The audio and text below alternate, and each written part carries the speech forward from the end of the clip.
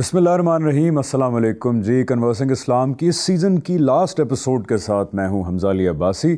ہم نے اس سیزن میں بہت ساری چیزوں کے بارے میں بات کی، ایک میں کہتا ہوں کہ سمرائز طریقے سے بات کی جتنی ہو سکتی ہے in a given span of time of 30 minutes. بہت ہی امپورٹنٹ ٹاپکس سے سو ہوپ فلی جو یہ ایپیسوڈ دیکھ رہے ہیں، جنہوں نے پچھلی ایپیسوڈز نہیں دیکھیں ان کو پلیز آپ ضرور دیکھیے۔ Very important things we have discussed, اور ظاہری بات ہے کہ ایک سمرائزڈ فارم میں ڈسکس ہم کریں۔ اگر آپ ان کی ڈیٹیل جاننا چاہتے ہیں جن ٹاپکس کو ہم نے ٹچ کیا، تو غامدی صاحب کے لیکچرز ہیں، جس میں خاص طور پہ آئی ہائیلی ریکمینڈ کہ خطبات ڈیلس جو ہے، ڈیلس لیکچرز کی سیریز ہے، بالکل آن لائن ہے یوٹیوب کے اوپر۔ اگر آپ ٹائپ کریں ڈیلس لیکچرز جاوید غامدی تو وہ آ جائے گی۔ اس کے اندر بڑے انہوں نے پوائنٹرز کے طریقے سے بتایا ہے کہ جو اس وقت پرابلمز ہیں اسلام کی، جو پریولنٹ انٹرپریٹیشنز ہیں ان کے اندر، اور باقی بھی جو پلیٹ فارمز ہیں، غامدی صاحب کی کتب ہیں، ان کے لیکچرز ہیں، 23 اعتراضات کی سیریز جو ہے وہ چل رہی ہے اس وقت۔ So those are the platforms جہاں پہ آپ اگر ڈیٹیلز جاننا چاہتے ہیں چیزوں کی جو ہم نے ڈسکس کی سمرائزڈ ورژن میں سیریز کے اندر، تو پلیز وہاں آپ ضرور رجوع کیجیے گا۔ اور آج ہم بہت امپورٹنٹ جو ہے وہ دو چیزیں ڈسکس کرنے والے ہیں، جس کی براڈ کیٹیگری اگر میں آپ کو بتاؤں تو یہ ہے سبجیکٹ کی، کہ اسلام کے ساتھ جو اس وقت ہم سمجھتے ہیں کہ دو سب سے بڑے پرابلمز ہیں with in Islam, with Muslims and with in Islam, وہ سب سے بڑے دو پرابلمز آج ہم ڈسکس کریں گے۔ لیکن ٹاپک کی طرف جانے سے پہلے جو ہے، ہمارے ساتھ موجود ہیں ہمارے بڑے پیارے بھائی، بہت ہی میں کیا لفظ استعمال کروں، خوش لباس، خوش اخلاق۔ روز میں کوئی مشکل اردو کا ورڈ سوچ کے آتا ہوں جو میں ان کے انٹروڈکشن کے اندر دوں گا، لیکن جو ہے وہ میں بھول جاتا ہوں۔ تو ہمارے ساتھ موجود ہیں ہمارے بھائی، ہمارے استاد جناب حسن الیاس۔ کیسے ہیں سر آپ؟ ٹھیک ٹھاک ہیں؟ اللہ کا شکر، دعائیں آپ کی خیریت سے ہیں؟ اللہ کا شکر جی۔ میں بہت میری خواہش ہے کہ میں کوئی مشکل اردو میں آپ کا انٹروڈکشن کراؤں، maybe not in this season, maybe in the next season انشاءاللہ۔ اس وقت تک میں اپنی اردو پالش کروں گا۔ اچھا جی، آج کا حسن بھائی بہت امپورٹنٹ ٹاپک ہے، بہت امپورٹنٹ۔ اس لیے بہت امپورٹنٹ ہے کیونکہ میرے نزدیک، ہم میرے خیال اتفاق کرتے ہیں اس بات کے اوپر، ہمارے نزدیک اسلام کے اندر یہ سب سے بڑے دو پرابلمز ہیں جن کے اوپر آج ہمیں ایک سرسری سی بات کرنا میں چاہتا ہوں کہ ہم کریں۔ لوگ کہتے ہیں جی اسلام کے ساتھ مسلمز میں بہت پرابلمز ہیں، جس کے اندر فحاشی، عریانی۔ آپ کسی سے پوچھیں کہ جی اسلام میں کیا پرابلم ہے، تو وہ آپ سے کہے گا کہ جی آج کل جی الحاد بہت پھیل رہا ہے مسلمانوں کے اندر، ویسٹرن کلچر کی بڑی بھرمار ہو رہی۔ نن آف دس، یقین جانیں اس میں سے کوئی چیز اس وقت اسلام کا سب سے بڑا پرابلم نہیں ہے۔ اسلام کا سب سے بڑا پرابلم دو چیزیں ہیں۔ ایک یہ کہ جو سیاسی تعبیرات ہیں، جو اسلام کو ایک پیغام کی بجائے، ایک پیغام جو ہم نے انسانیت کو ہمدردی کے جذبے سے دینا تھا، اس کی بجائے ایک پولیٹیکل آئیڈیالوجی بنا دیتی ہیں، جس کو ہم نے بائی ہک اور بائی کروک باقی انسانیت پہ نافذ کرنا ہے۔ دوسری چیز جو بہت بڑا پرابلم ہے اسلام کے اندر، اور بلکہ سب سے بڑا پرابلم ہے حسن بھائی، وہ یہ کہ ہم نے اللہ تعالیٰ کو ان کی جگہ سے اٹھا کر بیک سیٹ پہ ڈال دیا ہے۔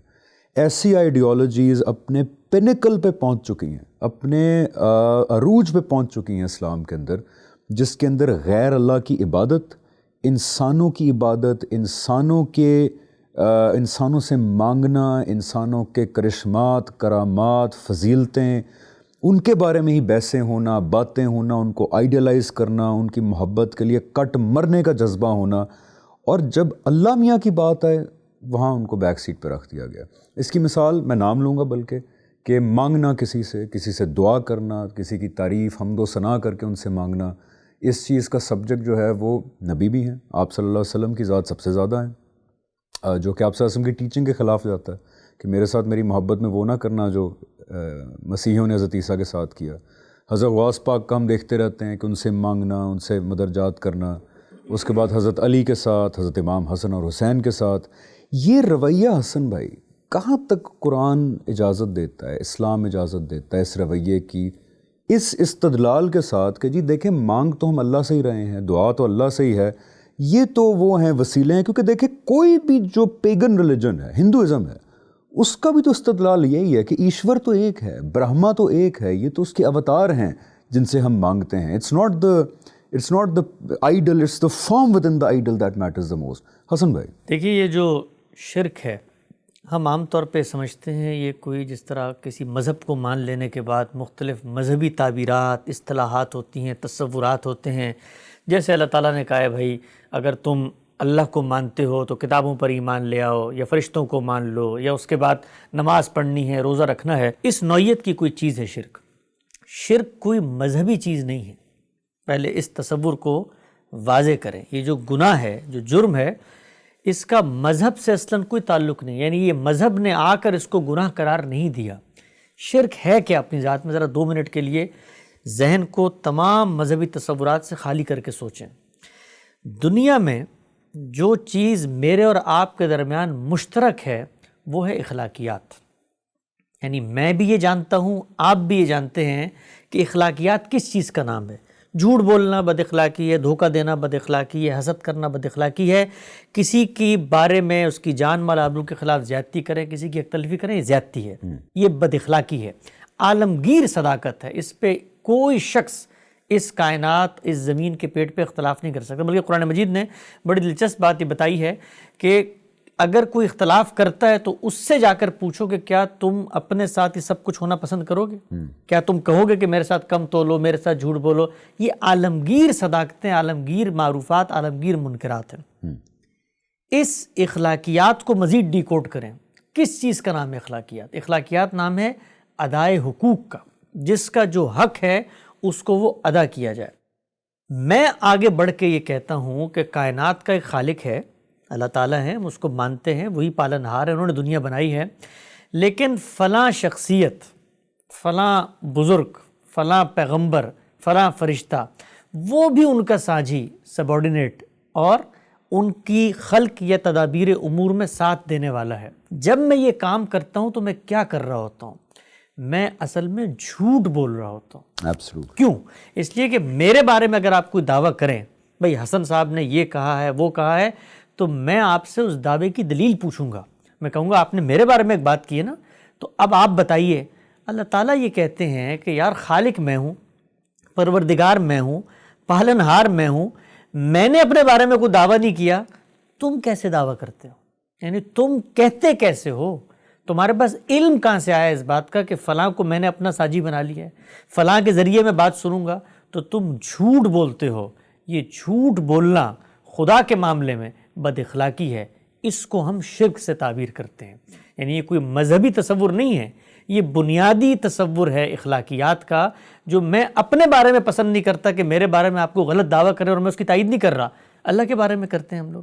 تو اللہ تعالیٰ یہ کہتے ہیں کہ جب میں نے انسانوں کو پیدا کیا نا، تو ان کی فطرت میں خالق کا تصور ڈالا ہے. کوئی پیغمبر ان تک، سورہ اعراف میں بڑی دلچسپ بات فرمائی اللہ تعالیٰ نے کہ قیامت کے دن یہ اٹھ کر کہہ سکتے ہیں کہ بھئی ہم تک تو پیغمبروں کی دعوت پہنچی نہیں. تو اللہ نے بتایا کہ یہ عذر ہم تمہارا نہیں مانیں گے کہ پیغمبروں کی دعوت نہیں پہنچی، پھر بھی تم نے شرک کیا. کیوں؟ اس لیے کہ شرک کرنے کے لیے کسی خارجی دعوت استدلال کی ضرورت ہے. شرک نہ کرنے کے لیے کسی استدلال کی ضرورت نہیں ہے. بھئی ایک خالق ہے، میں مانتا ہوں خالق ہے، اب میں کوئی نقطہ نظر پیدا کروں گا کسی کو اس کے برابر کرنے کے لیے، تو خالق نے فطرت میں جو تصور ڈالا ہے وہ اتنا سادہ، اتنا واضح، اتنا بدیہی ہے. دین اسلام کی بنیاد اسی پر ہے. اور یہ ہم جانتے ہیں کہ اسلام کا آغاز محمد رسول اللہ سے نہیں ہوتا، ابتدا سے ایک ہی مذہب ہے، تمام پیغمبر وہی دے کر، اور عالمگیر ہدایت لے کر آئے ہیں. وہ ان کی عدالت اس علاقے، اس وقت کے ساتھ خاص تھی، ان کی ہدایت عالمگیر تھی. دین کی بنیادی دعوت سے انحراف ہو جاتا ہے جب آپ شرک کے مظاہر کو اپناتے ہیں. اللہ تعالیٰ نے فرمایا کہ شرک تم کرو گے تو بس اب ابدی جہنم ہے. اس کی وجہ کیا ہے؟ کبھی غور کریں کہ اتنا بڑا جرم ہے یہ.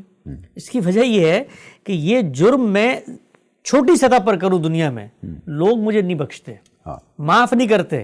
مثلا میں آپ کے بارے میں ایک دعویٰ کر دوں اور وہ غلط ہو تو آپ مجھے عدالت میں گھسیٹتے ہیں، عزت کا مقدمہ کرتے ہیں. بھائی میری عزت پہ تم حملہ آور ہو گئے ہو، تو ذرا تصور کریں ہم کائنات کے پروردگار کی عزت پہ حملہ آور ہو گئے. ان کے خلاف اتنا بڑا جھوٹ باندھ دیا ان کے اوپر. اور اللہ تعالیٰ یہ کہتے ہیں کہ یہ تمہاری منہ کی باتیں ہیں. کبھی تم فرشتوں کو میری بیٹیاں بناتے ہو، کبھی تم میرے تخلیق کردہ ایک انسان کو میرا بیٹا بناتے ہو، آباء و اجداد کو میرا وہ شریک ٹھہرا دیتے ہو. جیسے آپ صلی اللہ علیہ وسلم کے ٹائم بھی یہ ہو رہا تھا، حضرت نوح کے ٹائم بھی یہ ہو رہا تھا. اپنے جو سیکرڈ نیک لوگ ہیں ان کو میرے اقتدار میں شریک ٹھہرا دیتے ہو کہ اچھا جی. ہم جانتے ہیں نا کہ مکہ کے بھی جو مشرکین تھے ان کے ہاں بھی سپریم گاڈ کا کوئی نہ کوئی تصور تھا. بھائی تصور کیا تھا؟ مکہ کے مشرکین کے بارے میں ہم لوگ ایسے بات کرتے ہیں جیسے وہ دین سے واقف نہیں تھے. آپ اگر مسلمانوں میں جو شرک کرنے والے فرقے ان کو دیکھ لیں تو انہی کو تھوڑا سا بڑھا لیں تو مکہ کے مشرکین اسی طرح کے تھے. بس بتوں کی کمی، یعنی بتوں کی کمی ہے. وہ بتیں قبروں سے پوری ہو جاتی ہیں. یہاں پر قبروں کو پوج رہے ہیں، مزاروں کو پوج رہے ہیں، لوگوں کے پیروں میں گر رہے ہیں. یہ جو کچھ ہوا ہے عرب کے اندر، آپ دیکھیں توحید کا عالمی مرکز اللہ نے بنایا دنیا کے وسط میں، دنیا کا بالکل درمیان ہے، وہاں پہ توحید کا عالمی مرکز بنایا خدا تعالیٰ نے. وہاں پر پیغمبر بھیجا، پیغمبر نے اپنی اولاد کو وقف کر دیا ابراہیم علیہ السلام نے. تو وہاں پر بھی آپ سوچیں انسان کیسی قوم اور کیسی مخلوق ہے کہ کس طریقے سے افراط و تفریط کا شکار ہوتا ہے کہ اس جگہ پر جو توحید کا عالمی مرکز تھا اس کو شرک کا عالمی اڈہ بنا دیا. تو یہ ہوا کیسے؟ رسول اللہ صلی اللہ علیہ وسلم نے ایک روایت میں اس کو بیان کیا ہے کہ جب اسماعیل علیہ السلام وہاں پر آئے ہیں تو کئی 100 سال تک لوگ اسی طرح سے توحید پر قائم رہے، لیکن ایک شخصیت بڑی بزرگ گزری ہے. اس بزرگ شخصیت کے ساتھ اپنے تعلق کے اظہار کے لیے ان کے مجسمے بنائے گئے ہیں، ان کی تصاویر تماثیل بنائی گئی ہیں، اور پھر کرتے کرتے وہ گھروں میں آ گئی ہیں، اور پھر اس کے بعد ان سے تعلق کا اظہار وہ پورا کا پورا مذہب بن گیا. آپ اگر کفار کا مقدمہ پڑھیں قرآن مجید میں سورہ زمر میں اللہ تعالیٰ نے حکایت کی ہے مشرکین کہتے کیا ہیں شرک کے بارے میں. تو اللہ تعالیٰ نے کہا ہے کہ ان کو جب منع کیا جاتا ہے تو آگے سے کیا کہتے ہیں؟ ما نعبدہ الا لیقربونا الی اللہ زلفیٰ. ہم ان کی عبادت نہیں کرتے، ان مشرکین کہہ رہے ہیں ان بتوں کی عبادت نہیں کرتے مگر صرف اس لیے کہ ہم اللہ کے قریب کر دیتے ہیں. ایگزیکٹلی. اور یہاں مجھے قرآن کی وہ آیت نظر آ رہی ہے، اسی کے جواب میں شاید اللہ تعالیٰ نے قرآن میں کہا کہ اور یہ جن لوگوں کو جن چیزوں کو اللہ کا شریک ٹھہراتے ہیں یہ کہہ کر کہ یہ اللہ کے زیادہ قریب ہیں اور ہمیں اللہ کے قریب لے جائیں گے، اللہ نے کہا اللہ تعالیٰ ان کو پکڑے گا ان کے جھوٹ کے اوپر قیامت کے دن. یہ جو آپ سنتے ہیں ہمارے ہاں عام طور پہ روایتیں سنائی جاتی ہیں تصویر کی حرمت کی، یہ اصل میں اور کہا کیا جاتا ہے کہ بھائی یہ آپ نے تصویر اگر بنا لی تو قیامت کے دن ان میں جان بھرنی پڑے گی. یہ اصل میں انہی مشرکین کو کہا جا رہا تھا کہ یہ جن کو تم نے خدا بنا کے اپنے گھروں میں لٹکایا ہوا ہے، یہ تم ان کو خدا سمجھتے ہو نا، قیامت میں اللہ تعالیٰ پیش کرے گا اور پھر اپنی جانیں بھر کے ان کو بتانا کہ ان میں کچھ جان ہے، یہ تمہارے لیے کچھ کر سکتے ہیں، یہ تمہارے ہاتھ کے تراشیدہ بت. تو شرک کا تصور مذہب کیا کرتا ہے؟ مذہب آپ کو فطرت کے اوپر لے کے آتا ہے. شرک غیر فطری ہے، یعنی جب میں فطرت سے ہٹتا ہوں تو میں شرک کی طرف جاتا ہوں. اور جب میرے پاس کوئی علم نہیں، اکثر لوگ کہتے ہیں نا بھائی نبیوں کی دعوت نہیں پہنچی ہوگی، نبیوں کی دعوت نہیں پہنچی تو میں خاموشی سے دنیا سے رخصت ہو جاؤں گا. شرک کیسے کر سکتا ہوں؟ شرک کے لیے تو مجھے کوئی استدلال پیدا کرنا ہے. میں جیسی استدلال پیدا کروں گا پہلا سوال یہ ہوگا کہ جس کے بارے میں استدلال ہے اس کی سند کہاں ہے؟ Absolutely. اگر خدا کا کوئی شریک تھا تو خدا کو بتانا ہے. آپ کو یہ معمولی سی باتیں لگتی ہیں، ہم یہ دیکھتے ہیں گلی محلوں میں، چوک چوراہوں میں، بازار دیوانوں میں لوگوں نے چیزیں لٹکائی ہوئی ہوتی ہیں، یا علی مدد اور فلاں علی مدد اور یہ مدد اور وہ مدد. ذرا تصور کریں، یعنی ذرا تصور کریں کہ وہ مذہب جو دنیا میں یہ بتانے کے لیے آیا ہے کہ خدا کے علاوہ کوئی نہیں ہے تمہارا مددگار، کوئی نہیں ہے تمہارا پالنہار، ہم اس دین کے ماننے والے اس پر کھڑے ہوتے ہیں. ہم قبروں پہ جاتے ہیں، یعنی وہ بزرگ جو اپنی بیماری کا علاج نہیں کر سکے ان سے ہم اپنی بیماریوں کا علاج کروا رہے ہوتے ہیں، اپنی اولادیں مانگ رہے ہوتے ہیں. قرآن مجید کو اگر آپ پڑھیں، سادہ ترجمہ پڑھیں، جو دعوت ہے قرآن کی اتنی واضح، کوئی فلسفیانہ موشگافی نہیں ہے، کوئی تقریریں نہیں ہیں، کوئی ایسا نہیں ہے. یہ قطع کلامی معاف، میں اس لیے بڑا حیران ہوتا ہوں کیونکہ جب میں مذہب کے قریب نہیں بھی تھا اسلام کے، تب بھی قرآن کا یہ سب سے زیادہ پروناؤنسڈ مقدمہ مجھے پتا تھا جب میں مذہب قریب نہیں تھا اسلام کے، تب بھی کہ توحید کے بارے میں کہ بھئی ایک خدا ہے، وہی اپیرنٹلی سب کچھ کر رہا ہے. اس وقت بھی میں حیران ہوتا تھا کہ یار یہ اس کے ہوتے ہوئے کیوں ارد گرد کبھی حضرت علی سے مدد مانگنا رو رو کے، کبھی حضور صلی اللہ علیہ وسلم سے، کبھی غوث اعظم سے، کبھی کسی سے، کبھی کسی سے. میں کیا کیا نام لوں یار. حضرت امام حسین کے بارے میں کیا کیا سٹوریز مشہور ہیں کہ کبھی وہ سمندر میں سے نکل آ کے کسی کو بچا لیتے ہیں، کبھی کیا ہو جاتا ہے. یہ کیونکہ بڑا سیریس معاملہ ہے. تو یہ قرآن کے ہوتے ہوئے حسن بھائی کیا، ہاؤ از اٹ پاسبل؟ دیکھیے انسان کیا کرتا ہے، یہاں تو قرآن کا آپ نے ذکر کیا، ذرا تصور کریں کہ اللہ تعالیٰ نے بنی اسرائیل میں پے در پے پیغمبر بھیجے، کتابیں بھیجیں، اور سیدنا مسیح بتانے کے لیے کیا آئے ہیں کہ شرک نہ کرو. اللہ ایک اکیلا واحد یکتا یگانہ ہے، کوئی اس کا ہمسر ہم پلہ نہیں ہے. وہ شخص جو دعوت یہ لے کر آیا ہے اسی کو خدا کا بیٹا قرار دے دیا. ذرا آپ تصور کریں کبھی ہم غور کریں کہ اس پیغمبر کی دعوت توحید کی دعوت ہے. آپ پڑھیں لیکن بائبل مزے کی بات یہ ہے کہ کرسچنز بھی یہی کہتے ہیں کہ ہم 3 خداؤں پہ نہیں بلیو کرتے. وہ بھی توحید کا ہی دعویٰ کرتے ہیں. وہ کہتے ہیں کہ جی خدا ایک ہے, اس کے اوتار 3 ہیں, بس ایک سن ہے اور ایک ہولی گوسٹ ہے, 2 اوتار ہیں اس کے. تو وہی بات ہے نا مسلمان جو ہم کہتے ہیں کہ جی ہم حضرت علی کو تو نہیں پوج رہے, ہم حضور صلی اللہ علیہ وسلم کو تو نہیں پوج رہے, غوث اعظم کو تو نہیں پوج رہے, ہم تو مانگ اللہ ہی سے رہے ہیں, بس یہ ان کے وسیلے سے. دونوں باتوں میں فرق کیا ہے مجھے بتائیں. میں پتھروں کو پوجتا, میں آسمانوں کو پوجتا, میں آگ کی پوجا کرتا اگر خدا کا کوئی اذن ہوتا میرے لیے. بھائی وہ مظہر ہے. ہم یہ نہیں کہتے کہ آپ خانہ کعبہ کے پاس جاتے ہیں تو آپ بھی شرک کرتے ہیں, پتھر کو سجدہ کر, وہ خدا کا ٹھہرایا ہوا معبد ہے. شرک میں یہ مسئلہ نہیں ہے کہ آپ پوج کس کو رہے ہیں, مسئلہ یہ ہے کہ کس کی اجازت سے پوج رہے ہیں, کس کی اجازت, کس کے اذن سے پوج رہے ہیں. کہیں قرآن میں اللہ تعالیٰ نے اجازت دی ہے. یعنی قرآن مجید کا تو ایک بچہ بھی اگر مطالعہ کرے تو یہ سوال تو روز روشن کی طرح آیا آپ صلی اللہ علیہ وسلم نے کبھی کہیں کہا ہوا ہے کہ یار میں حضرت علی نے تو اپنے بارے میں یہ کہا ہے, جب لوگوں نے ان کی فضیلت پیغمبروں کے مقابلے میں بیان کرنی شروع کی تو آپ نے کہا بھائی یوسف کی کیا بات کرتے ہو, موسیٰ کی کیا بات کرتے ہو, دوسرے پیغمبر کی کیا بات کرتے ہو, میرا رتبہ کہاں ہے. بھائی قرآن مجید کو اگر آپ پڑھیں, ویسے ہمبل آدمی, آپ دیکھیں اللہ تعالیٰ کیا کہتے ہیں, یہ پیغام میں نے تمہیں دیا ہے, اس کو پورا پورا پہنچانا ہے, اس میں ہلکی سی کمی بیشی کی اپنی طرف سے تو ہم کیا کریں گے, اے پیغمبر ہم رگے جان کاٹ دیں گے. بالکل, ذرا تصور کریں آپ. بالکل. یعنی اللہ کے نزدیک پیغمبر کرتے کیا ہیں, پیغمبر صرف اور صرف اللہ کا پیغام دنیا میں لے کے آتے ہیں. ان میں سے جو لوگ رسول بنتے ہیں اللہ تعالیٰ ان کے ذریعے زمین کے پیٹ پہ وہ عدالت لگا کے دکھاتے ہیں جو روز قیامت ہونی ہے. یہ پیغمبروں کا کام ہے. اس کے علاوہ وہ کچھ نہیں کر سکتے سوائے اللہ کے اذن کے. ان سے معجزات کا صدور ہوتا ہے اللہ کے اذن کی وجہ سے, ان سے خرق عادت واقعات کا کوئی صدور ہوتا ہے اللہ کے اذن کی وجہ سے. ان کی تائید اور نصرت میں فرشتے اترتے ہیں پیغمبر کی ذات کی وجہ سے. وہ پیغمبر تو کچھ جانتے بھی نہیں ہے کہ اب کیا ہوگا, اللہ پر بھروسہ ہوتا. آپ صلی اللہ علیہ وسلم نے کہا نا کہ مجھے تو خود نہیں پتا کہ میرے ساتھ کیا ہوگا آگے.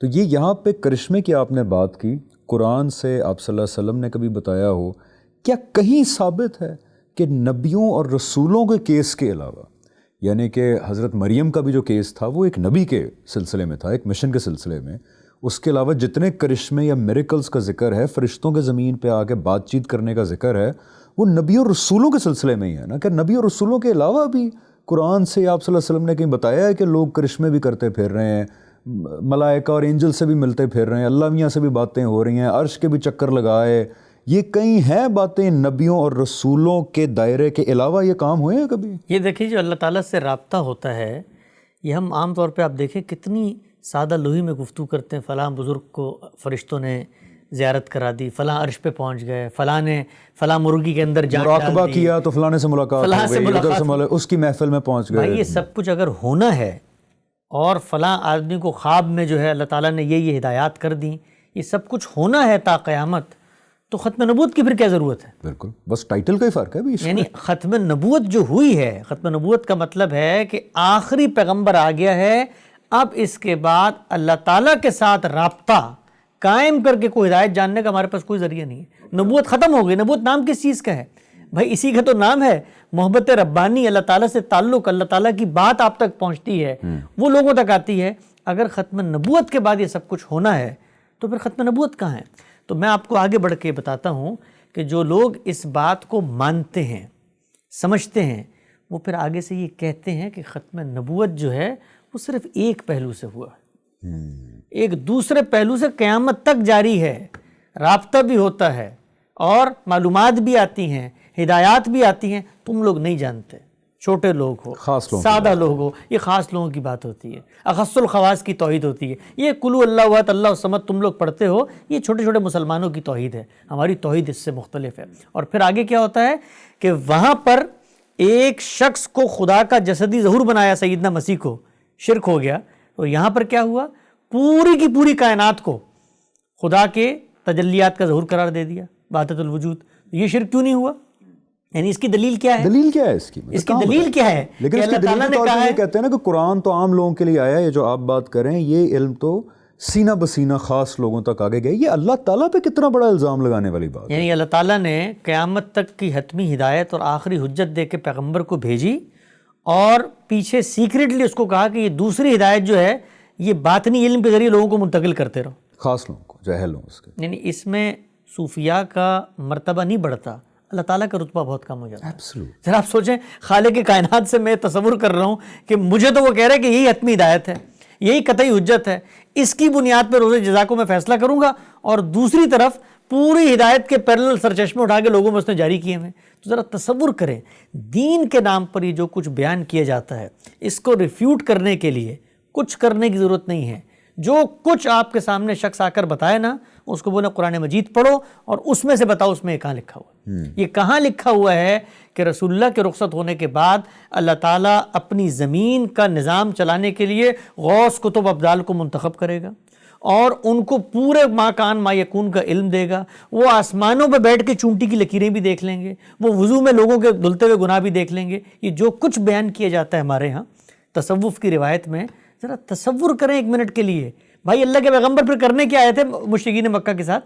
ان کے اور ان میں فرق کیا رہ جاتا ہے پھر؟ اور ان باتوں کو کیٹیگوریکلی اللہ تعالیٰ کو بیان کرنا چاہیے کہیں پہ, بیکاز اکثر ان چیزوں کی ریزننگ کے طور پہ لوگ آئیں بائیں شائیں اپنی ریزننگ زیرے ہوتے ہیں کہ دیکھیں جی آپ یا اگر یا علی مدد یا رسول اللہ مدد کہتے ہیں یا غوث اعظم مدد کہتے ہیں تو کیا پرابلم ہے؟ آپ ایک دوسرے سے بھی تو مدد مانگتے ہیں. اپنی طرف سے ریزننگز بنا کے کانسیپٹس کو جسٹیفائی کرنا, کیا یہ ٹھیک ہے؟ کیونکہ ایسی بات تو قرآن میں واضح طور پہ اللہ تعالیٰ کو یا آپ صلی اللہ علیہ وسلم کو واضح طور پہ جو ہے اس کو بتانا چاہیے تھا کہ بھی یہ معاملہ ہونے لگا کہ لوگوں سے بھی اب لوگ بھی اللہ تعالیٰ کے ساتھ شریک ہوں گے ڈفرینٹ معاملات کے اندر. یہ میں آپ سے جب مدد مانگتا ہوں کسی چیز کے بارے میں, تو کیا یہ تصور کرتا ہوں کہ آپ ہی ہیں جو میری مدد کر سکتے ہیں؟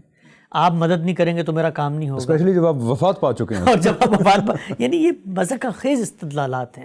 آپ ذرا پڑھیں قرآن مجید میں جو ابراہیم علیہ السلام کا مکالمہ ہے, یعنی وہ کیا کہتے تھے کہ بھائی یہ بت ہماری مدد کرتے ہیں, تو انہوں نے کیا کیا, ہاتھ توڑ کے بتا دیا بھی کرتے تو ذرا ان کو بولو اپنے آپ کو جوڑ کے دکھائیں. اب دیکھنا داعش والوں نے کتنی قبریں اڑا دیں جن کو ہم سمجھتے تھے کتنے کرشماتی لوگ ہیں, وہ داعش والے ادھر انہوں نے قبریں اڑاتے گئے ان کی, وہ تو قبریں تو بچا نہیں سکے اپنی. تو یہ ساری باتیں جو ہیں اس کا مذہب اسلام سے کوئی تعلق نہیں ہے. آگے بڑھ کے یہ کہنا چاہیے تمام لوگوں کو جو اسلام پر کھڑے ہیں, یہ جو کچھ دین کے نام پہ بیان کیا جاتا ہے اس سے دین ہٹا لیں, اپنا دین بنائیں, اپنی باتیں کریں, اپنے بابوں کو, ان کے مزاروں کو, اپنے بزرگوں کو کچھ بھی کہہ لیں, اسلام سے اس کا کوئی. اور میں آپ کو آگے بڑھ کے یہ بات بتاتا ہوں کہ جن کے نام پہ ہم یہ سب کچھ کر رہے ہوتے ہیں, یہ انہوں نے خود اپنے بارے میں کبھی دعویٰ نہیں کیا. زیادہ تر کئیوں نے کیا بھی. یعنی ہم جب صحابہ کے بارے میں یہ بات کرتے ہیں, ہمارے لیے تو دین کے معاملے میں وہ معیار ہے نا, ہم ان کا نام لے کر اگر یہ کام کرتے ہیں تو کوئی تصور ہی نہیں ہے, تصور ہی نہیں ہے ان کا تو کوئی تصور ہی نہیں. کبھی نہیں سنا کہ حضرت ابو بکر کے کوئی کرشمے, حضرت علی کے کوئی مراقبے ہو رہے ہیں, حضرت عمر, حضرت عثمان یا بڑے بڑے جو جید صحابہ ہیں ان کی کبھی سٹوریاں سنی نہیں اس طرح کی کہ وہ بھی کرشمے دیکھ اڑ رہے ہیں, کہیں پہ جا رہے ہیں. تو دین بالکل سادہ ہے. اصل امتحان کیا ہے؟ اصل میں انسان اس اصل امتحان سے فرار کی راہیں تلاش کرتا ہے. وہ اصل امتحان یہ نہیں ہے کہ جنگل میں چلے جاؤ, وہ اصل امتحان یہ ہے کہ شادی کرو, کاروبار کرو, بازار میں بیٹھو, رشتے بناؤ, پھر تمہارا امتحان ہے کہ کس کے حقوق ادا کرتے ہو, کس کے نہیں کرتے. یعنی یہ تو گیم سے جس کو آپ کہتے ہیں ایگزٹ لینا ہے, اسکیپ ہے. یہ دو سوال یا بالکل ٹھیک کہہ رہے ہیں کہ قرآن میں اس چیز کی بھی نفی, جب اللہ تعالیٰ نے بلیک اینڈ وائٹ نفی کر دی ہے کہ اے رسول صلی اللہ علیہ وسلم, وہ لوگ جو رہبانیت اختیار کر لیتے ہیں, جنگلوں میں چلے جاتے ہیں, ان سے کہو کہ ہم نے ایسا کوئی حکم نہیں دیا ان کو. البتہ کیونکہ اللہ تعالیٰ جو ہیں وہ پھر الٹیمیٹ ہیرو ہیں, رحمان ہیں, رحیم ہیں, کہتے ہیں چلو جو دیانتداری سے کچھ کر رہا ہے ہلکا پھلکا ان کو ہم کوئی اس کا اجر دے دیں گے. تو کیٹیگوریکلی منع کیا, پھر بھی ہم لگے ہوئے, یار حیرت ہوتی ہے. خیر دوسری چیز جو کلیئر کٹ ذرا آج اس پہ بات کر لیتے ہیں 10 منٹ, جو یہ آپ صلی اللہ علیہ وسلم کی شفاعت کا کانسیپٹ ہے, کیونکہ یہی شفاعت کا کانسیپٹ آپ صلی اللہ علیہ وسلم سے آگے بڑھ کے لوگ باقی شخصیات کو بھی ایٹریبیوٹ کرتے ہیں کہ جی ٹھیک ہے ہم زندگی میں تو پھر ایسے کی تیسی, لیکن قیامت کے دن ہمیں وہ بچا لیں گے, ہمیں وہ بچا لیں گے, ہمیں وہ بچا لیں گے. مطلب اللہ میاں کو ہم نے بنا لیا ولن کہ وہ تو بیٹھے ہیں بس دوزخ میں ڈالنے کے لیے. البتہ حضرت عیسیٰ بچا لیں گے, کرسچنز کہتے ہیں. آپ صلی اللہ علیہ وسلم بچا لیں گے, مسلمان کہتے ہیں, جو ہمارے دوسرے لوگ ہیں کہتے ہیں غوث اعظم بچا لیں گے.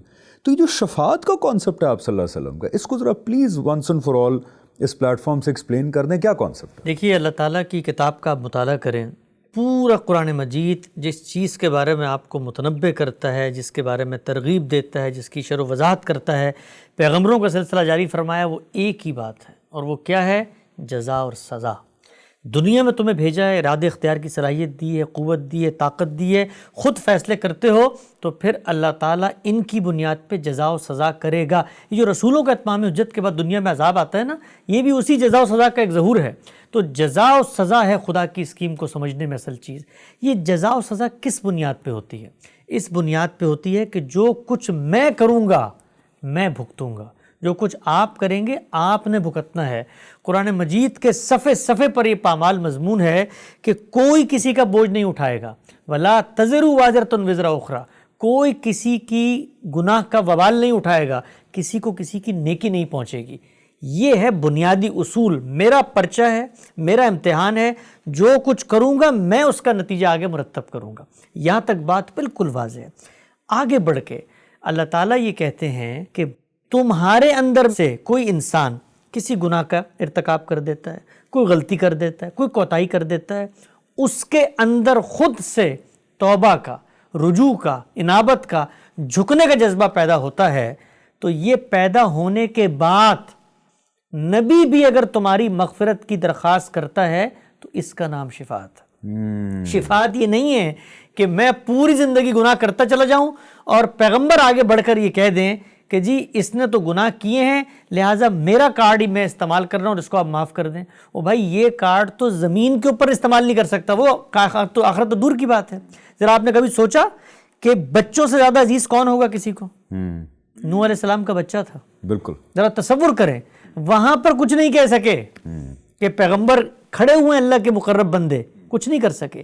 تو پورا کا پورا تصور جو شفاعت کا بیان کیا جاتا ہے، آپ قرآن مجید کو پڑھیں، اللہ تعالیٰ کہتے ہیں کہ وہ لوگ جو گناہ کرتے چلے گئے اور انہوں نے توبہ نہیں کی، ان کی توبہ قبول نہیں ہوگی۔ یہ کرائیٹیریا ہے، یا جن کے گناہ اچھے کاموں سے زیادہ ہو گئے اور وہ بھی گئے۔ تو یہ اصول ہے بنیادی۔ اس کے بعد قیامت میں عدالت لگے گی، لوگ کھڑے ہوں گے۔ دنیا میں بھی یہ کہا، رسول اللہ صلی اللہ علیہ وسلم نے خود کہا، قرآن نے کہا کہ بھائی توبہ کرو، استغفار کرو، ان کو کہو۔ منافقین کے بارے میں کہا کہ واپس لوٹ آئیں، تم اپنے گناہوں سے رجوع کرو تو پیغمبر بھی تمہارے لیے دعائیں کریں گے، پیغمبر بھی استغفار کی پہلے خود درخواست توبہ کرو پھر کریں گے پھر کریں گے دعائیں۔ یہ تھا کانسیپٹ، یہ کانسیپٹ ہے، اللہ تعالیٰ نے بتا دیا۔ وہ جو ہمارے یہاں رائج ہے نا، یہ تو دنیا کے اندر آپ صلی اللہ علیہ وسلم کو ہدایت دی نا، جو قیامت کے دن آپ صلی اللہ علیہ وسلم کی شفاعت یہی شفاعت ہے۔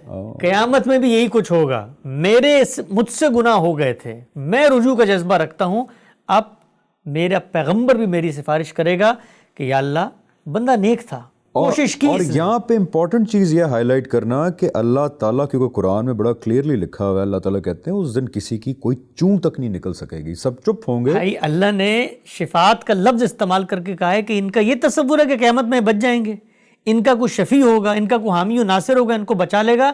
میں بتانا چاہتا ہوں اس دن کوئی زبان بھی نہیں کھول سکے گا، صرف وہی لوگ بات کریں گے جس کو رحمان اجازت دے گا۔ اور رحمان کا قاعدہ قانون کیا ہے کہ وہ ایسے مغفرت نہیں کرتا، اس کے کچھ اصول ہیں، کرائیٹیریا ہے، پیرامیٹرز ہے۔ اگر یہی سب کچھ ہونا ہے تو بھائی پھر تو یہ گورکھ دھندا ہوا نا۔ پھر میرا امتحان کیا دنیا میں کہ میں مسلمان گھرانے میں پیدا ہو گیا اور میں گناہ کرتا چلا گیا اور پیغمبر نے مجھے بچا لیا۔ گناہ کیے، بس میں نے آپ صلی اللہ علیہ وسلم سے بڑی محبت کی، یا غوث پاک کا مرید تھا، تو بس زندگی جیسے بھی گزار لی، وہ بچا لیں گے مجھے آگے۔ یہ پورے کے پورے دین سے متصادم تصور ہے۔ دین اسلام میں ایسی کوئی بات نہیں ہے میں گناہ کروں گا تو میں نے رجوع کرنا ہے۔ آپ دنیا میں دیکھیں، آپ کسی کی سفارش کرتے ہیں، کسی کے بارے میں کوئی چٹھی لکھتے ہیں، اس کی طبیعت کے برخلاف کرتے ہیں یا اس کی خواہش پہ کرتے ہیں؟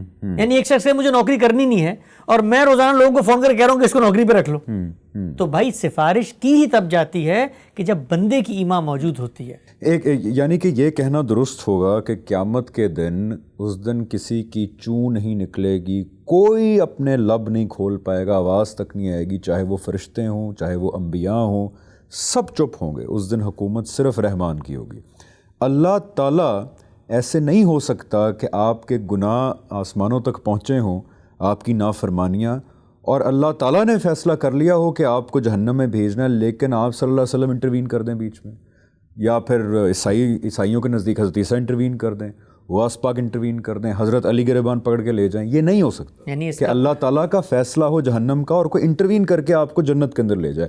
کیا یہ کہنا ٹھیک ہوگا کہ ہوگا یہ کہ آپ کے شاید گناہ اور ثواب 50-50 ہیں دنیا کے اندر، اللہ تعالیٰ چاہتے ہیں کہ آپ جنت کے اندر جائیں، تب وہ موقع دیں گے کہ کسی کی شفاعت کے تھرو آپ کو جنت میں اللہ تعالیٰ اجازت دیں گے نا, تو اللہ تعالیٰ کا فیصلہ آپ کو جنت میں بھیجنا. اللہ کی اجازت کے بغیر کوئی کلام نہیں کر سکتا. کلام وہی کرے گا جو اللہ کے اصول, ضابطوں, قاعدوں کے مطابق ہے. اللہ کے پیغمبر یہ بات جانتے ہیں. جو سفارش کریں گے وہ دنیا میں پوری زندگی اسی کا درس دے کر گئے ہیں. یعنی دنیا میں وہ کسی کی سفارش نہیں کرتے تھے اس وقت تک جب تک اس کے اندر رجوع انابت کا جذبہ پیدا نہ ہو. تو شفاعت کا جو پورا کا پورا تصور ہے یہ تو ان لوگوں کا تصور ہے جو دین اسلام کے برخلاف کھڑے ہیں, جنہوں نے اسلام کو یہودیت بنا لیا, جنہوں نے اسلام کو نصرانیت بنا لیا اور کیا کہا کہ فلاں فلاں ہمیں بچا لے گا. بھئی قرآن مجید نے وہ نقل کی ہیں ان کی باتیں اور کہتے ہیں قیامت میں ان کو یہ سب کچھ بچا لیں گے. میں بتا رہا ہوں کہ رحمان کے سامنے کوئی ان کو نہیں بچا سکتا, کوئی ان کا شفیع مددگار حامی و ناصر نہیں ہوگا. ایک اکیلا واحد قہار ہے. تو یہ بات ہے بنیادی طور پہ. یہاں ایک چھوٹی سی بات میں مزید اضافے میں کہہ دوں کہ یہ تو بات ہے مغفرت کے حوالے سے. دنیا میں ہم جب یہ کہتے ہیں کہ کوئی رخصت ہو گیا تو اس کا نامہ اعمال بند ہو گیا سوائے 3 چیزوں کے. خود رسالت مآب صلی اللہ علیہ وسلم نے بتایا ہے کہ جب آپ دنیا سے رخصت ہو جاتے ہیں تو آپ کے انیشیٹو پہ اگر آپ نے کوئی نیکی جاری کی ہوئی ہے, جس کو آپ کہتے ہیں نا ایصال ثواب, کہ بھئی ان کی نیکیاں چل رہی ہیں, تو وہ معاملہ آپ کے ساتھ ہوتا رہے گا. اس کی وجہ کیا ہے؟ آپ انیشیٹ کر کے گئے ہیں. تو فرمایا کہ علم, 3 چیزیں ہیں نا, کہ پہلی چیز علم اگر کسی نے ایسا جاری کیا ہے, یعنی یہ کنورسنگ اسلام کا ثواب ملے گا ہمیں جب تک لوگ دیکھیں گے اگر آپ نیک نیتی سے کریں گے انشاءاللہ تو آپ کو ملے گا وہ لوگوں کو جو نفع دے. دوسرا صالح اولاد, یعنی اولاد میں بھی اصل میں آپ کیا کرتے ہیں؟ انویسٹ کرتے ہیں, آپ کی صلاحیتیں لگتی ہیں, آپ ان کی تربیت کرتے ہیں, اور وہ جو آگے نیکی کرتے ہیں اللہ تعالیٰ اس کا بھی کچھ حصہ آپ کی نیکیوں میں شامل فرمائیں گے. اور تیسرا یہ جو آپ اللہ کی راہ میں کوئی چیز خرچ کرتے ہیں, کوئی سبیل لگا لی, اس سے لوگ پانی پیتے چلے جا رہے ہیں, تو یہ اللہ کے یہاں آپ کی نیکیاں بڑھتی چلی جا رہی ہیں. تو وہ سب کچھ منقطع ہو جاتا ہے ابن آدم کا, رسول اللہ صلی اللہ علیہ وسلم نے بتایا, سوائے ان 3 چیزوں کے. تو یہاں پر بھی کیا ہے؟ میرا انیشیٹو ہے, میں نے کچھ کیا ہے, اس کے بغیر مجھے کچھ نہیں مل سکتا. تو یہ ہے جی دین اسلام, سادہ ستھرا, صاف, واضح. قرآن مجید بار بار کیا بیان کرتا ہے؟ بھئی کھول کے بیان کر دیا ہے. آپ کو کہانی سنانی پڑے گی مجھے, بالکل فلاں بزرگ گئے تھے غار میں, ان پہ تجلی کا ظہور ہوا تھا, ان کو وہاں پر مرغی نظر آئی تھی, اس پر انہوں نے دم کیا, یہ کہانی آپ کو سنانی ہے. دین کے اسلام کے اندر کوئی کہانی نہیں, صرف اوپر one supreme boss, that is Allah میاں. ایک اللہ تعالیٰ ہیں, اوپر اللہ ہیں, نیچے اللہ ہیں, اول اللہ ہیں, آخر اللہ ہیں, ظاہر اللہ ہیں, باطن اللہ ہیں. یہ اللہ خود اپنے بارے میں کہتا ہے. بالکل. ہم آگے بڑھ کے کہتے ہیں کہ نہیں, ہم تو اللہ کو جانتے ہیں لیکن ہم اللہ کا شریک بنائیں گے, ہم اللہ کا ساجی بنائیں گے. تو دین کی بنیادیں منہدم ہو جاتی ہیں جب ہمارے ہاں کسی بھی سطح پر شرک کا کوئی شائبہ بھی پیدا ہو جائے. بالکل صحیح. آخری بات کی طرف آنے سے پہلے اگین ریکویسٹ یہ ہے کہ دیکھیں رسول اللہ صلی اللہ علیہ وسلم سے محبت کا تقاضا یہ ہے کہ ان کے دین کو دیانتداری سے سمجھ کے جو اللہ تعالیٰ نے ان کے تھرو دیا اس پہ عمل کیا جائے. جتنی زیادہ محبت اتنی زیادہ یہ جستجو. ان سے محبت اور عشق کا یہ تقاضا نہیں ہے کہ ہم ان کو جو ہے وہ آلموسٹ ڈیوائن لیول پہ پہنچا دیں, کیونکہ یہ محبت تو پھر مسیحیوں نے حضرت عیسیٰ کے ساتھ بھی کی, اور اسی کے بارے میں آپ صلی اللہ علیہ وسلم نے کہا کہ میرے سے محبت میں وہ نہ کرنا جو مسیحیوں نے حضرت عیسیٰ کے ساتھ کیا. تو اگر ان سے عشق کے چکر میں آپ صلی اللہ علیہ وسلم کو سیمی ڈیوائن لیول پہ لے گئے ہیں کہ اللہ تعالیٰ جو ہے اپنی مرضی سے فیصلے کرتے نہیں ہیں, وہ آپ صلی اللہ علیہ وسلم سے پوچھ کے کرتے ہیں, اللہ تعالیٰ آپ کو جہنم میں بھیج رہے ہوں گے, آپ صلی اللہ علیہ وسلم پکڑ کے آپ کو جنت میں لے جائیں گے, یہ بات جو ہے یہ شاید آپ صلی اللہ علیہ وسلم ڈسون کر دیں آپ کو قیامت کے دن. آخری بات I want to give this 5 minutes کہ جو ایکسپیرینسز ہوتے ہیں لوگوں کو, یہ مسٹک ایکسپیرینسز, یہ تو بڑے ریئل ہوتے ہیں لوگوں کے لیے, یہ اسلام میں بھی ہوتے ہیں, کرسچینٹی میں بھی لوگوں کو ہوتے ہیں. ان کی کیا حقیقت ہے؟ کتنے لوگوں کو ہوتے ہیں؟ لوگ بڑا کہتے ہیں جی مجھے نظر آ گئے, مجھے فلانے نظر آ گئے, مجھے یہ ایکسپیرینس ہو گیا, مجھے وہ ایکسپیرینس ہو گیا. اس کی کیا حقیقت ہے؟ یعنی 6-6.5 ارب کی آبادی ہے, اس میں اگر کبھی سڑک پہ جائیں, آپ لوگوں سے ملیں, آپ کا بھی کتنا پبلک انٹریکشن رہا ہے, ہم بھی کوئی 200-400 لوگوں سے مل ہی لیتے ہیں مہینے میں, یہ کتنے لوگوں کو ہوتے ہیں؟ چلیں میں کہتا ہوں جی کروڑ لوگوں کو ہو گیا. پھر بھی یعنی کل ملا کر اگر 2-4-5% لوگوں کو ہو جاتے ہیں دنیا میں, تو سوچنے اور غور کرنے کی یہ بات ہے نا, باقیوں کو کیوں نہیں ہوتے؟ یہ وہ کوشش نہیں کرتے. کیا کوشش نہیں کرتے؟ وہ ان کے پاس وہ مرشد نہیں ہے جو ان کو, وہ پہنچے ہوئے مرشد نہیں ہے جو ان کو وہاں پہ لے کے جائیں. یہ بالکل ایسے ہی ہے کہ جیسے پوری کی پوری دنیا میں ہر ایک کو کوئی بیماری نہیں ہوتی. یہ جب آپ کو ہوتا ہے نا یہ سب کچھ, تو سوال یہ ہے یہ ہو گیا, آپ کو ملاقات بھی ہو گئی, کوئی نظر بھی آ گیا. ابھی میں آتا ہوں اس بات پہ کیسے آ جاتے ہیں نظر, یہ سب کچھ آ گیا سب کو. اب آپ کیا کریں گے؟ میرے پاس آئیں گے نا, مجھے بتائیں گے کہ بھئی اللہ تعالیٰ سے ملاقات ہوئی, انہوں نے کہا حسن صاحب کو یہ ہدایت دو, تو مجھے تو اللہ میں کچھ اور بتا کر گئے ہیں. مجھے تو قرآن مجید بھیجا، پیغمبر بھیجے، روایت بھیجی، سب کچھ بھیجا، اس میں تو مجھے کچھ اور بتایا ہے، اور وہ روایت تو مجھے پورے کے پورے انسانیت کے تعامل سے مل رہی ہے، اس میں تو کوئی ایک شخص بھی جھوٹ شامل نہیں کر سکتا۔ عرب ہاں لوگ مجھے بتا رہے ہیں قرآن مجید یہ کتاب ہے، ایک آدمی نے تو مجھے دی نہیں، اس کی آیتیں متعین ہیں، سنتیں پوری کی پوری متعین ہیں، پوری کی پوری دنیا کے انسان مجھ تک وہ پہنچا رہے ہیں، اس میں تو غلطی کا امکان ہی نہیں ہے۔ یہ آپ آ کر جو مجھے کہانی سنا رہے ہیں تو میں اس امکان کو مانوں کہ غلطی آپ کو لگ گئی ہے، اس امکان کو مانوں کہ میرا سب کچھ غلط ہو گیا۔ عقل کیا کہتی ہے؟ عقل یہی کہتی ہے کہ میں آپ سے کہوں گا بھائی یہ جو کچھ تمہیں نظر آ رہا ہے کوئی علاج کراؤ اپنا، کچھ جاؤ جا کر تم کسی ڈاکٹر کے پاس جاؤ، کسی طبیب کے پاس جاؤ۔ انسان کو اللہ تعالیٰ نے جو صلاحیتیں دی ہوئی ہیں تو اس کے اندر غیر معمولی صلاحیت ہے اپنی نفسیات، اپنے دماغ، ان چیزوں کو کنٹرول کرنے کی، ان کی بنیاد پر تخیل پیدا کرنے کی۔ خیالات کی دنیا میں انسان جیتا ہے۔ آپ کو یہ لگتا ہے کہ اللہ تعالیٰ کی یہ عنایت حاصل ہوتی ہے، میں آپ کو بتا سکتا ہوں غیر مسلموں کو بھی ہوتی ہے یہ بھائی، بالکل سب سے زیادہ ہندو مت میں ہوتی ہے، ہندو مت میں ہوتی ہے، بالکل۔ تو وہ تو دین کو مانتے نہیں ہیں۔ اگر تو یہ غوث کتب ابدال کی کوئی کشف کرامت تھی تو یہ ان کو کیسے ہو جاتی ہے؟ اگر یہ اللہ کے قرب اور عبادت اور ریاضت کے نتیجے میں ہوتی ہے تو یہ پروہتوں کو کیسے ہو جاتی ہے؟ کرسچن منکس کو کیسے ہو جاتی ہے؟ ان کو کیسے ہو جاتی ہے؟ تو اس پر غور کرنا چاہیے ہے کہ یہ جو کچھ ہوتا ہے ذرا تصور کریں کہ اللہ کے پیغمبر کو تو نہیں ہوا، یعنی اللہ کے پیغمبر کے صحابہ کو تو نہیں ہوا، وہ لوگ جو دین پہ پوری طرح سے عمل کر رہے تھے، ان تمام امت کے بڑے لوگوں کو تو نہیں ہوا جنہوں نے پوری کی پوری اس الہامی روایت کو آگے پہنچایا۔ یہ آپ کو کیوں ہو رہا ہے؟ اور یہ ہو جو رہا ہے اس کے لیے آپ کو زحمت کس نے دی ہے؟ کس نے کہا ہے آپ کو آپ جنگلوں میں جائیں سب کچھ کریں؟ نہیں، مرشدین کی کرا دیتے نا، ہاتھ پہ ہاتھ رکھ کے آنکھیں بند کرو، ذکر کرو، اور ذکر کرتے کرتے وہ ایک عجیب سا ایکسپیرینس ہو جاتا ہے۔ ہاں، یہ جو پورا کا پورا تصور ہے کہ تمہارا قلب جاری ہوگا، اللہ کا قرب حاصل کرنا ہے تو ذکر بالجہر کرو، اور 4 سلسلے ہیں، چشتیہ ہے، سہروردیہ ہے، یہ قادریہ ہے، یہ نقشبندیہ ہے، اور جب ذکر جاری کرو گے تو قلب جاری ہوگا، پھر فنا فی الشیخ ہونا، پھر فنا فی الرسول ہونا، پھر فنا فی اللہ ہونا ہے، سب کچھ ہونا ہے۔ کہاں لکھا ہوا ہے؟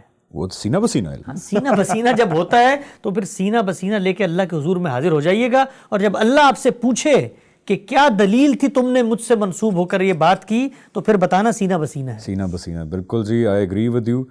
یہ وہ ایکسپیرینسز ہوتے ہیں جو آپ کا ذہن آپ کو دکھاتا ہے، آپ کا لاشعور آپ کو دکھاتا ہے۔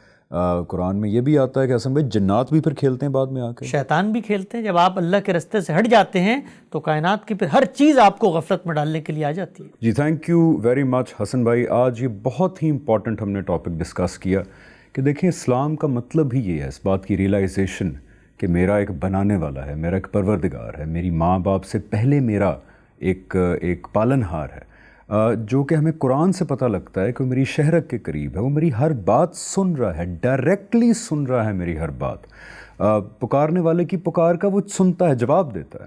اس کے باوجود یعنی کہ اللہ تعالیٰ نے آپ صلی اللہ علیہ وسلم کے تھرو آخری بار سب کچھ کھول کھول کے بتا دیا قرآن میں، تو اس کے بعد بھی اگر میں وہ انرجیز، وہ محبتیں جو اللہ تعالیٰ کی طرف ہونی چاہیے میری، وہ اگر میں انسانوں کی طرف ڈائریکٹ کر دوں گا تو پرابلم یہ ہے کہ اس سے وہ رشتہ ڈیولپ نہیں ہو پائے گا جو اللہ تعالیٰ ڈیولپ کرنا چاہتے ہیں آپ سے، وہ بانڈ نہیں بن پائے گا۔ تو مرنے سے پہلے جی یہ بڑا امپورٹنٹ ہے کہ ہم اپنی انرجیز کو صحیح سمت میں ڈائریکٹ کریں۔ اور دیکھیں وہ لوگ ایک عشق رسول کا جو دعویٰ کرتے ہیں یا جو کہتے ہیں ہمیں آپ صلی اللہ علیہ وسلم سے بہت محبت ہے، ان سے محبت کا تقاضا یہ ہے کہ آپ ان کے دین کو سمجھنے کی جستجو کریں اور اپنی الٹیمیٹ محبتوں کا مرکز اللہ تعالیٰ کو بنائیں۔ یہی آپ صلی اللہ علیہ وسلم کا پیغام ہے، یہی اسلام کا پیغام ہے، یہی قرآن کا پیغام ہے، اور یہی اللہ تعالیٰ کا پیغام ہے۔ اگین آئی ایم سیئنگ کہ یہ ڈسکشن اس لیے بہت امپورٹنٹ ہے کیونکہ ہماری جو محبتیں انسانوں کی طرف جا رہی ہیں وہ نہیں جانی چاہیے، وہ محبتیں، وہ لائلٹیز، وہ چرچے، وہ باتیں، وہ سب اللہ تعالیٰ کی طرف جانی چاہیے۔ ہوپ فلی اس ایپیسوڈ سے یہ ٹیک ہوم ہوگا ہماری آڈینس کے لیے۔ So thank you so much, see you in the next season of conversing Islam. السلام علیکم ورحمۃ اللہ وبرکاتہ۔